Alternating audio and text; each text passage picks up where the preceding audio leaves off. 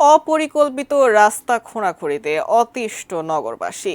রাজধানীর অলিগলি সহ প্রধান প্রধান সড়কগুলোতে অপরিকল্পিত খোঁড়াখুঁড়ির ফলে নাজেহাল অবস্থা সাধারণ মানুষের। রাজধানীর টিকাটুলিতে দেখা দিয়েছে চরম অব্যবস্থাপনা, সৃষ্টি হচ্ছে তীব্র যানজট। বিস্তারিত মুজাহিদুল ইসলামের রিপোর্টে। রাজধানীর টিকাটুলির কিছু রাস্তায় চলছে ডিপিডিসির বিদ্যুৎ সরবরাহের কাজ, আবার কিছু রাস্তায় ওয়াসার পানির লাইন মেরামতের কাজ। সেবা সংস্থাগুলোর এই অপরিকল্পিত কাজে প্রতিদিন নানাভাবে ভোগান্তির শিকার সাধারণ মানুষ।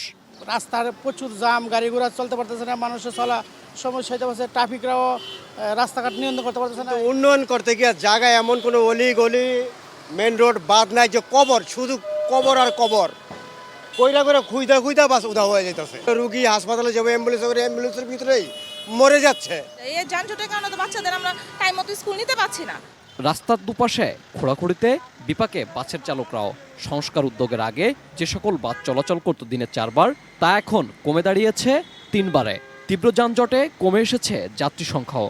এই জায়গায় অল টাইম জাম লেগে থাকে, 10 মিনিটের রাস্তা 3 ঘন্টায় আসে। যে গরমে অনেক যাত্রী অসুস্থ হয়ে যেতেছে, লোক মনে করেন নাই হাইটা চলে যেতেছে।